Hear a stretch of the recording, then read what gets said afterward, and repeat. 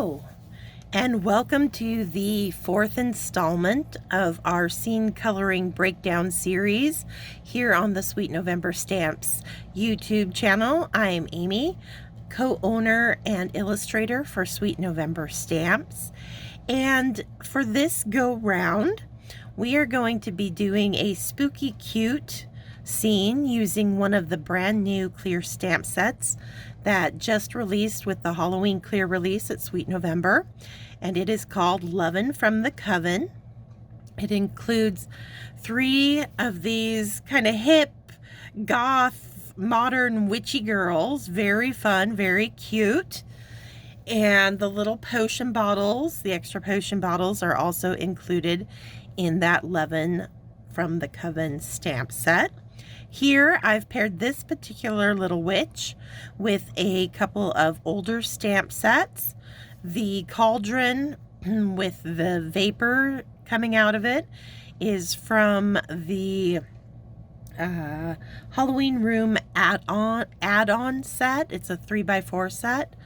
And then the flooring is actually from the Background Builder Simple Room stamp set that's also at Sweet November Stamps.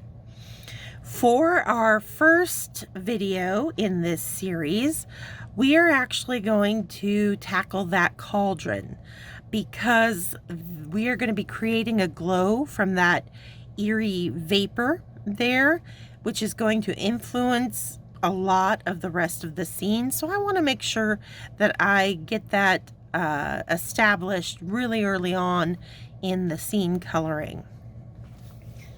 So I'm going to start with the cauldron itself, and I'm going to be using the tea family of grays. It's the toner grays.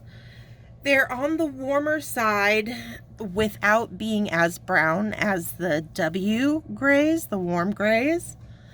And I don't use them all the time for when I'm doing like cauldrons, but I would probably say like 90% of the time I go to my teas, just because I like that I don't want my cauldrons to be super shiny.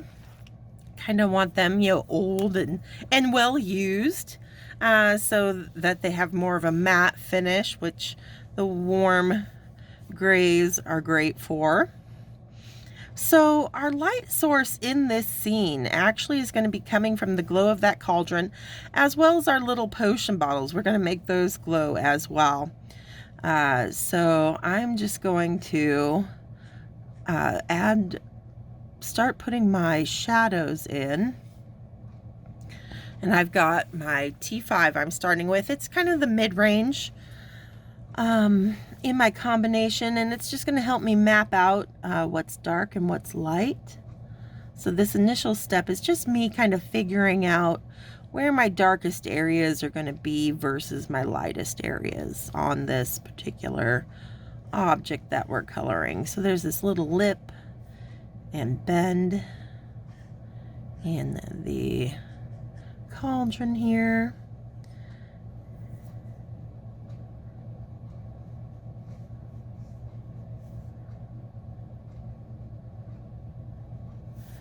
And then we just get the little feet.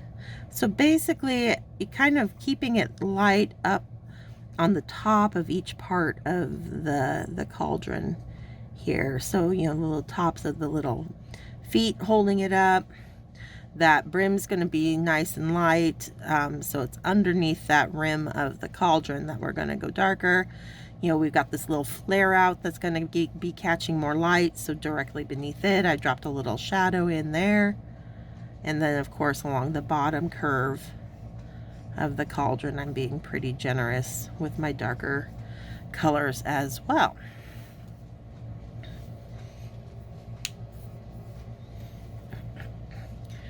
Now I'm going to jump up to a very dark either T9 or T10, whichever one I kind of pull out first.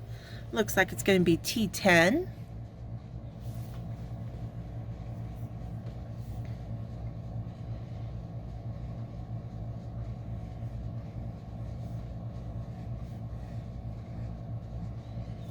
And I'm just going to reinforce wherever I want my darker shadows to be.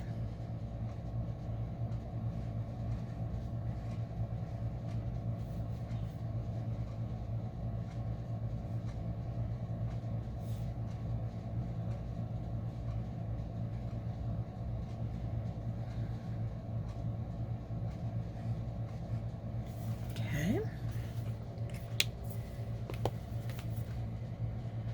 And then I will jump down to a T8.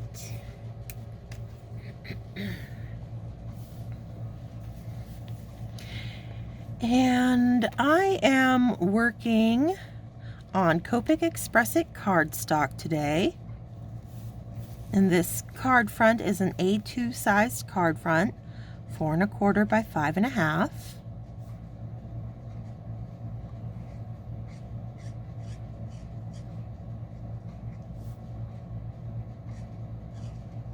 And I'm just extending out from that T10.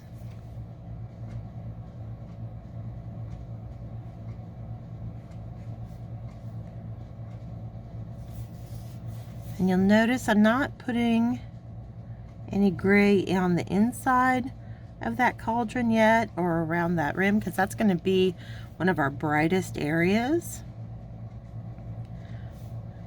because it's most directly affected by the glow of whatever potion she's cooking up in there.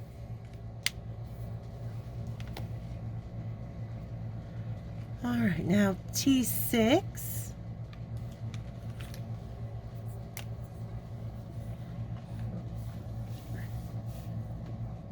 And just because I'm using the toner grays doesn't mean you have to.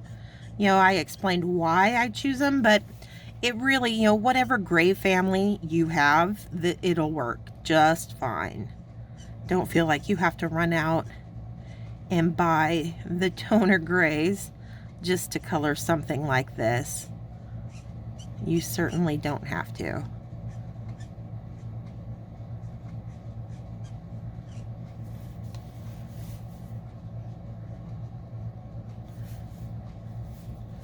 And I'm just kind of continuing to narrow those highlight areas.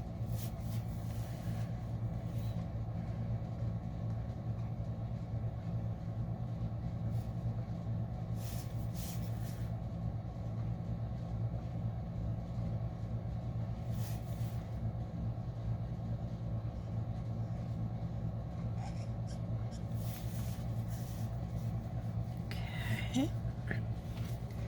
Back to that T5 that I began mapping out everything with. And we'll fill in this space completely on that big kind of round belly of the cauldron there.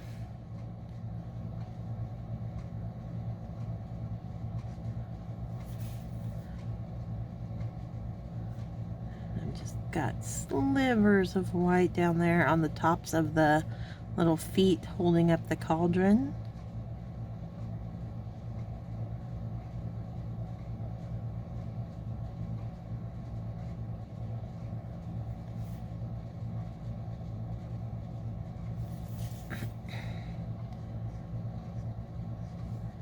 I'm really gonna narrow this down. I am going to leave a little sliver, just a sliver of white that we'll be able to add some of our eerie glow to.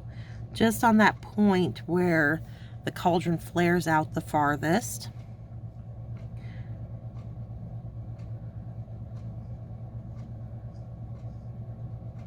And the same on the rim. I'm going to leave a little line of white in there.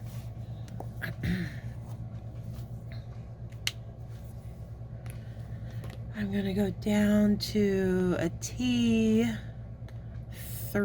or a T2. Looks like 2 is the one handy, so I'll grab that out. And I am going to add just a hint of gray on this inside curve back here, but I want it really super light. Okay. Now, you can see that when I stamped up this image, I stamped it using 2 different colors. So the vapor coming out of the cauldron, I stamped up using a very light kind of yellow-green ink because I wanted my glow to be a yellow-green type of glow. And then I kept the, I use a Misty to stamp. And so then I just, after stamping the vapor, I inked up just the cauldron itself, wiped any little bit of black that got onto the vapor. So it would only stamp the cauldron itself. And that's how I got that two-tone look. Because that's just, I wanted the vapor to be really light and misty looking compared to everything else that's in that bold black outline. All right, so I'm going to pull my greens.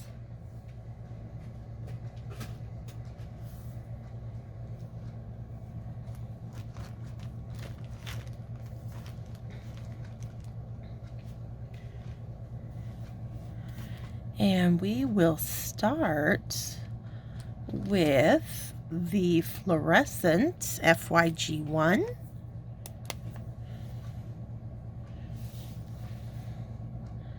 And I'm just going to start a lot like how I color hair, where you're going to follow the artist drawn lines and just kind of add your color in wherever the image kind of bends on itself, and then leave where it bends out a little and bumps out. You want to leave those areas nice and white.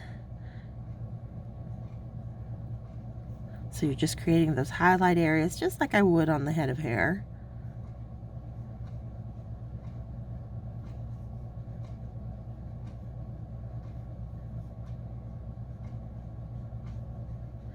And with that light yellow-green ink, this part of the image is very much going to take on the effect of kind of no line coloring, which was the goal. So, which is a fun technique. And I think this just kind of shows that you don't have to, if it's something you're just kind of learning or playing with or practicing with, and it might be a little too intimidating to do an entire scene or like a person image, start small with something like this, where only one little portion of your scene is no line, and the rest is the traditional black outline, and then just kind of baby step it from there. So I've pulled out my FYG2, and I'm doing some tip to tip by picking that darker color up with my lighter color, and then just adding that into the darkest areas in our little vapor rising from the cauldron.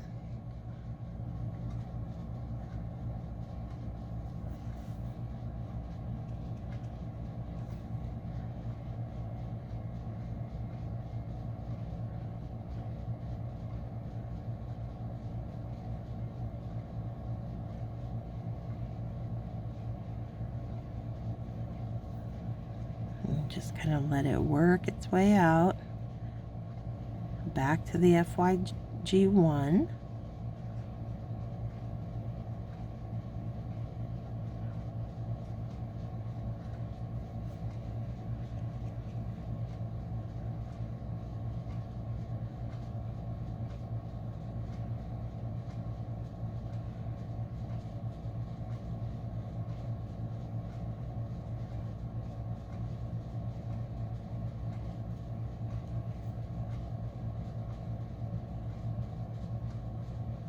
And the tip to tip is a great process for creating these smoother blends, especially when you're working with these kind of super bright neon colors, fluorescent colors. I find it just gives me a little bit more control of how much of those darker, brighter you know, like the FYG2 by itself would be a little harsher looking than I would like for this particular application with the vapor in the cauldron. And that's why I choose to do the tip to tip, because I just have a little bit more control over how dark I want it to go on.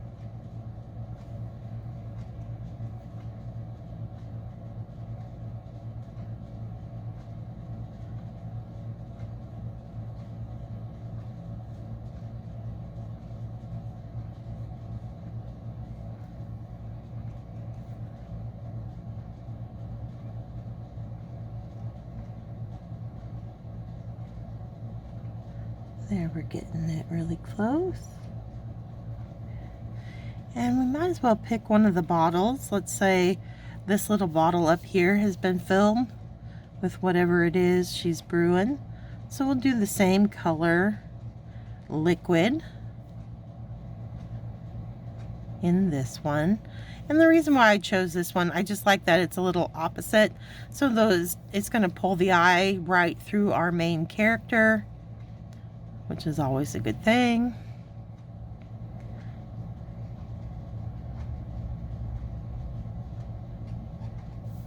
Still keeping with that tip to tip.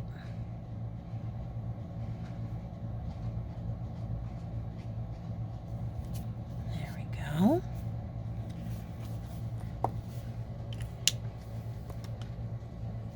I'm also going to pull out YG quadruple 0, and I'm going to do tip to tip, picking up that FYG1.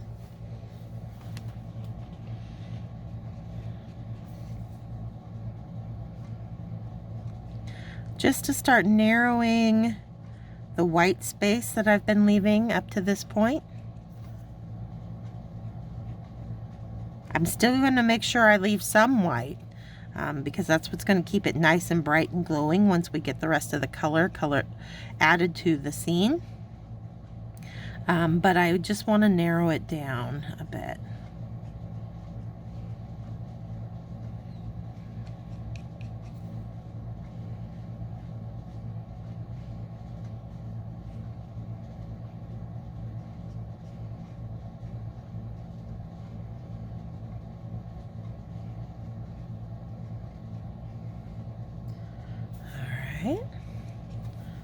Do the same over here.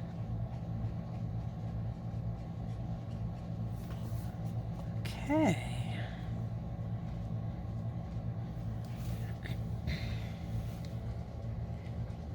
Oh, before I forget, and we're not quite done with this part yet, I'm going to do picking up the FYG1 with the YG quadruple 0. We've still got this rim of this cauldron, so I got to add color to those white highlights that we left.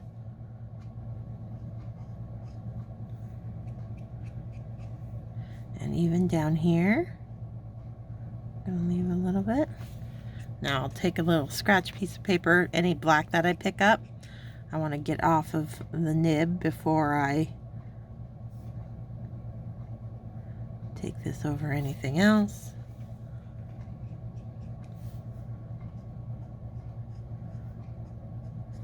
So I'm just using my background paper pad to kind of work any black that I pick up off of my nib. Okay. So now we're starting to create that glow effect.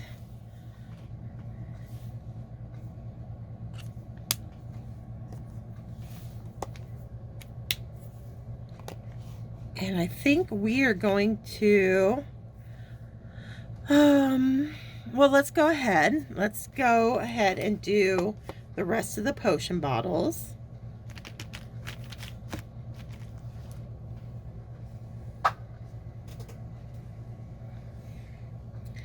And let's do one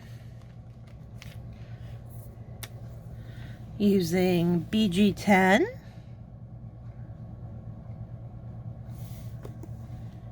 and FBG2. It's the fluorescent blue-green.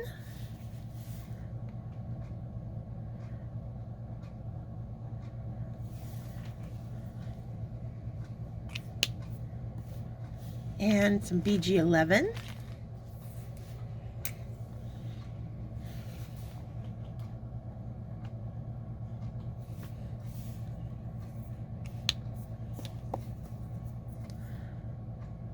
I'm just working through those fairly quickly. I think I'll go ahead and use this same combo down here on the one in her hand.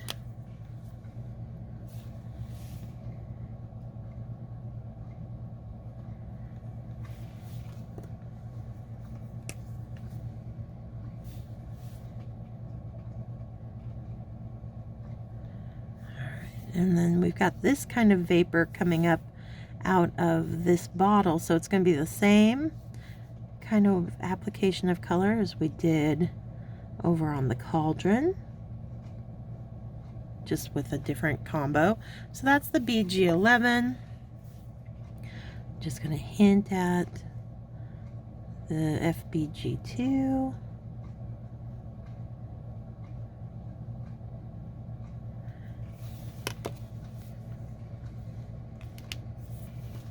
And then I'm going to use that BG10 to pick up the FBG2 for our final pass.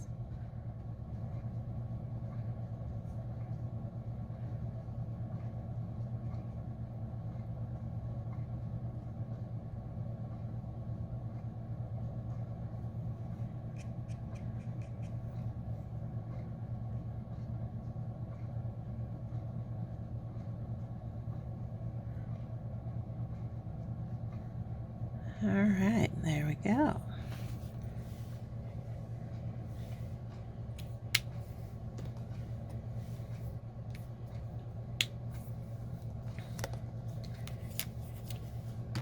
And then I think let's pull in some purple.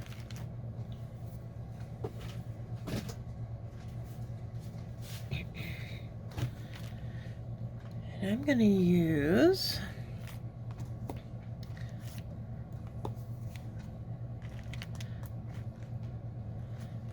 some VO1.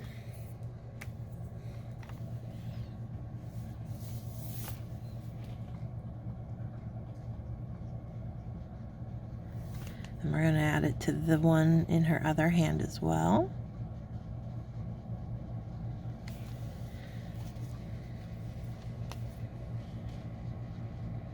I'm going to pick up a little bit of VO4.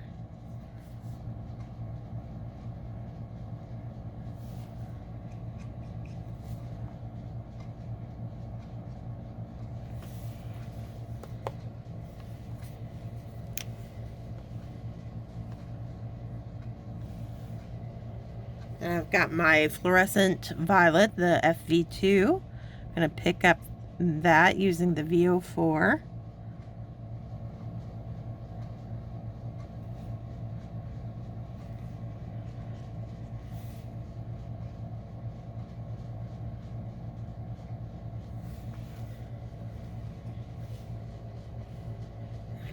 Let's go ahead. Just do just a touch, just a hint. A little bit darker potion here, with just little swipes of that FV2. And then I'll just VO1 tip to tip with the VO4 to kind of pull it out.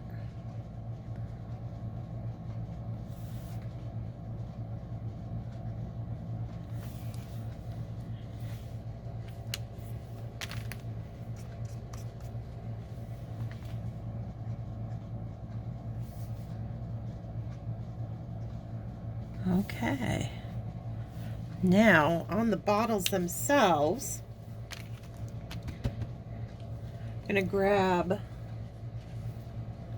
some C markers.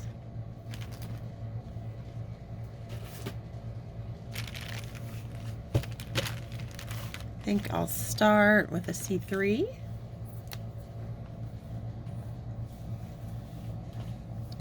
And I'm just going to hit the little rim, and I'll do a little line down one side here.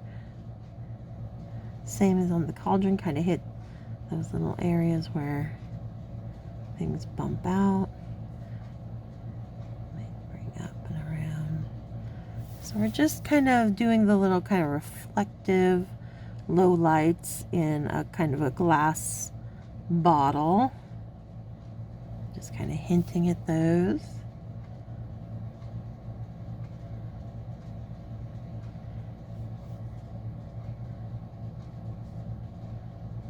Right over top there.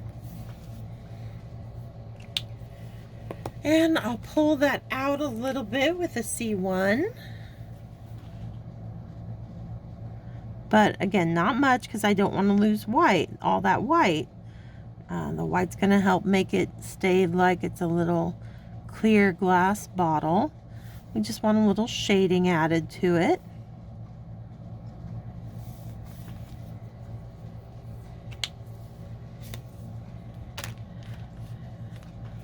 And then a lot of those have the, cork stopper in them.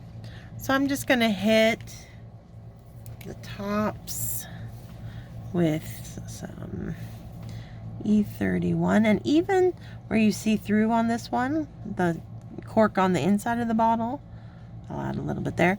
That one looks like it's a glass stopper, so I'm going to do a color on that one. But for those three, I'm going to start with that E31, and then I'll just, so they're very small, so I'm just two colors. So E33 for a little bit of contrast. We'll call that good. Okay.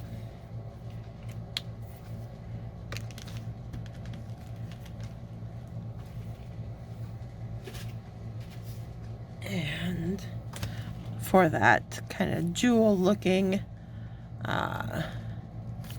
topper up there, I think I'll come in with a VO9 since it's our purple potion.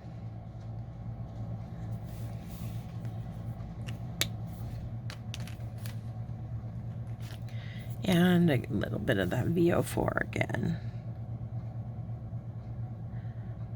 I lost my contrast, but I can come in with a white marker at the end and get a little bit of shine reflection back on it. Okay, so we got our cauldron and all our magic potion bottles taken care of.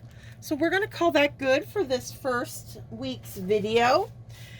Thank you so much for joining me. I hope you are excited as we kind of get our spooky on with the Halloween clear release, the Lovin from the Coven. Cutie here. I will be back next Thursday with the second installment. I think we'll be tackling the wood floor next, actually. So until then, stay crafty, my friends. Bye.